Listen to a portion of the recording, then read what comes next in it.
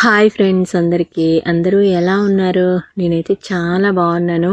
మీరు కూడా అందరూ బాగున్నారని అనుకుంటున్నాను. బాగుండాలని మనస్ఫూర్తిగా కోరుకుంటాను. Welcome to my channel kBT life style vlogs. నేను మీ భారతిని.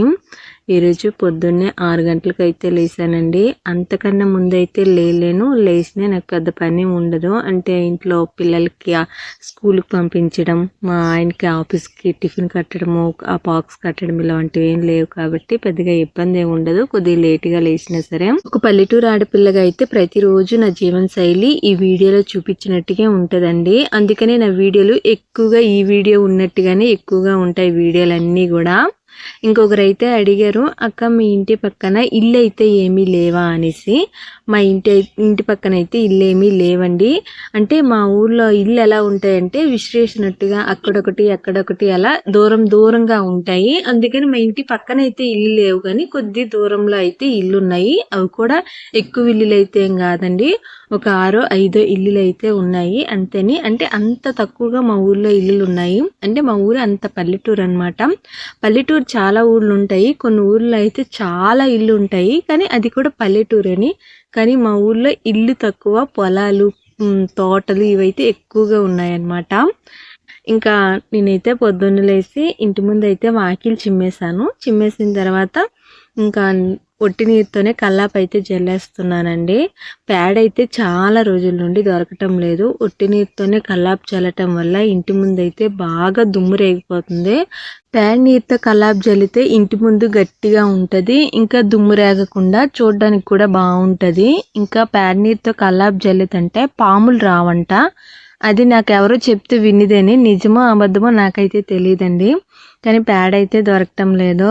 బర్రెలు ఉంటే ప్రతిరోజు కూడా మనం ప్యాడ్ నీరుతో కల్లాపు జల్లుకోవచ్చు. కానీ మాకు రోడ్డు మీద దొరికిన ప్యాడ్తోనే నేను ఎప్పుడైనా ఒకసారి ప్యాడ్ నీరుతో అయితే కల్లాపు జల్లుతాను, లేదంటే ఒట్టి నీరుతోనే కల్లాపు జల్లేస్తాను.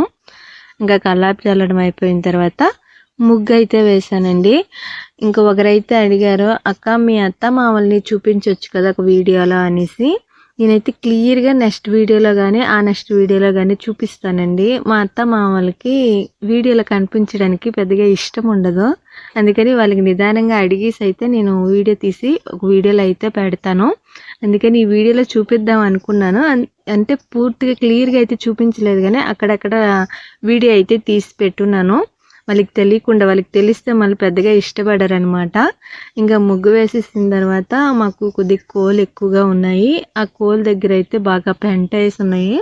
ఇంకా అక్కడ కూడా క్లీన్ చేసేస్తున్నానండి. ప్రతిరోజు ఈ కోళ్ళు ఎక్కడైతే మేము కప్పెట్టంలేండి, పైన కర్రలు కట్టున్నాము. ఆ కర్రల మీద రాత్రులు అయితే కోళ్ళు ఎక్కుతాయి, తెల్లవారి వాటి మటుకు అవి దిగిపోతాయి.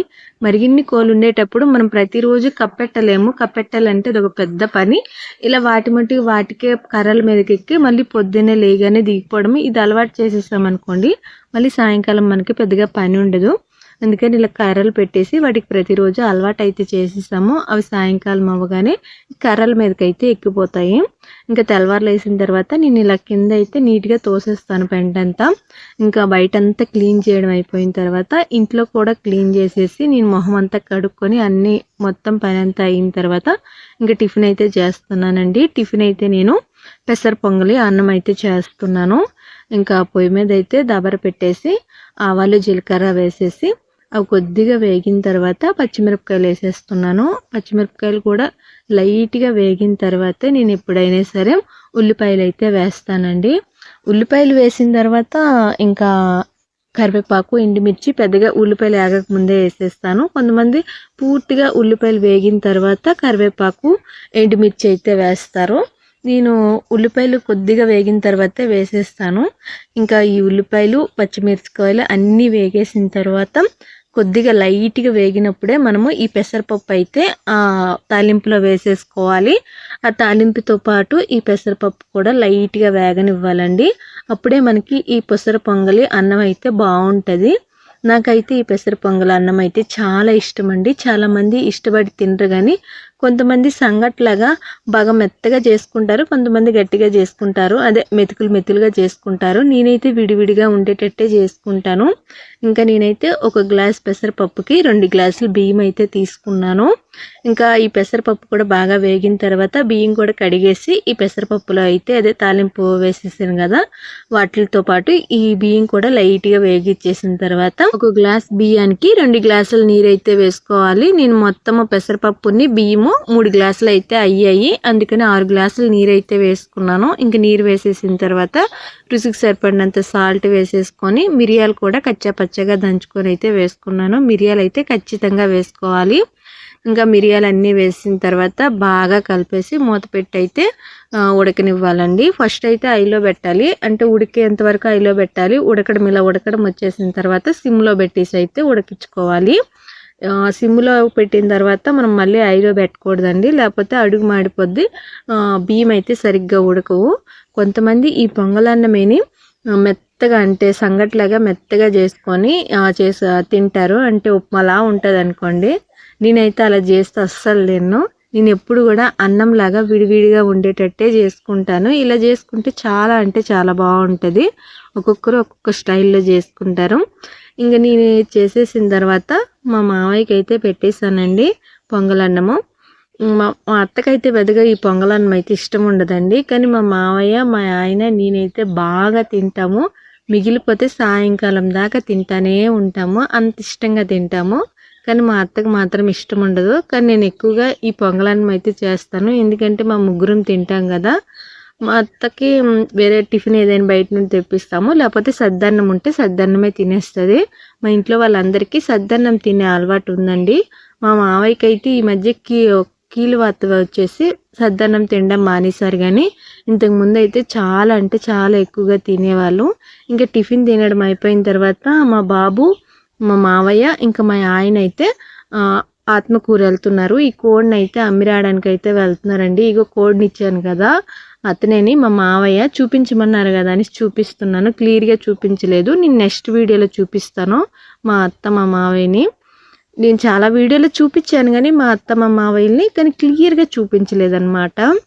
ఇంకా మా బాబు వెళ్ళాడు కాబట్టి నాకు కొద్దిగా పనిలో అయితే ఇబ్బంది ఉండదు. వాడు ఉన్నాడు అనుకోండి, నన్ను కలిపెట్టుకొని ఉంటాడు, నా వెనకే తిరుగుతాడు. నేను ఏ పని చేసినా సరే అందులో అయితే పొలాలు పెడుతుంటాడు, ఖచ్చితంగా నన్ను విసిగిస్తాడు.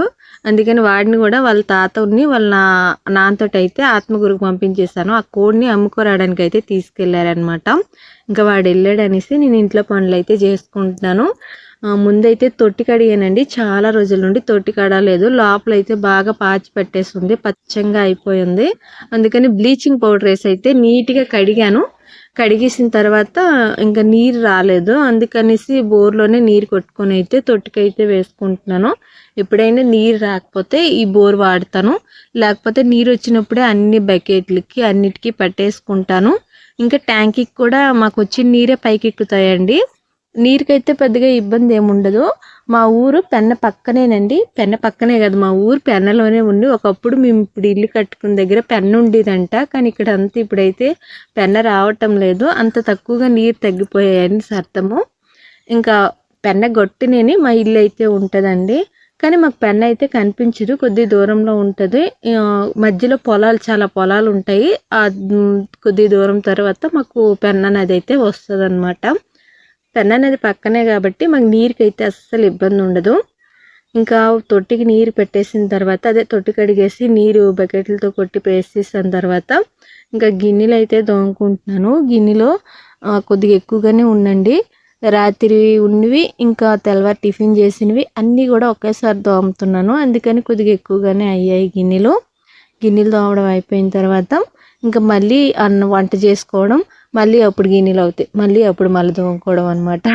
వంట చేయడం, గిన్నెలు తోమడం, తినడం, మళ్ళీ వంట చేయడం, గిన్నెలు తోమడం, తినడం, రొటీన్ ఇదే ఉంటుంది. మళ్ళీ ప్రతిరోజు ఈ రొటీనే ఉంటుంది నా జీవితంలోన.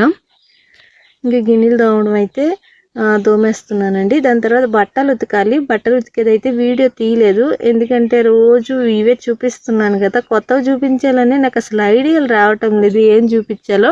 ప్రతిరోజు నా వీడియోలో ఇవే ఉంటాయి, గిన్నెలు తోమడం, బట్టలు ఉతకడం, టిఫిన్ చేయడం, తినడం, ఇంకా మళ్ళీ నెక్స్ట్ వీడియోలో కూడా అదే ఉంటుంది.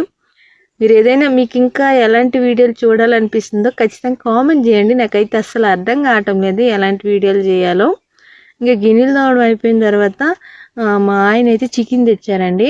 మా వారు ఎప్పుడైనా డ్యూటీ నుండి వచ్చేటప్పుడు చికెన్ తీసుకొచ్చుకుంటారు. ఎందుకంటే ఎక్కువగా మా ఆయన ఇంటికాడ ఉండరు అనమాట. డ్యూటీ పని మీద 3 రోజులు 4 రోజులు బయటే ఉంటారు. అందుకని వచ్చేటప్పుడు అయితే చికెన్ తెచ్చుకుంటారు. ఆ రోజు అయితే ఇంకా చికెన్ అని ఇంకా చికెన్ తెచ్చారనేసి చికెన్ కూర అయితే చేశాను.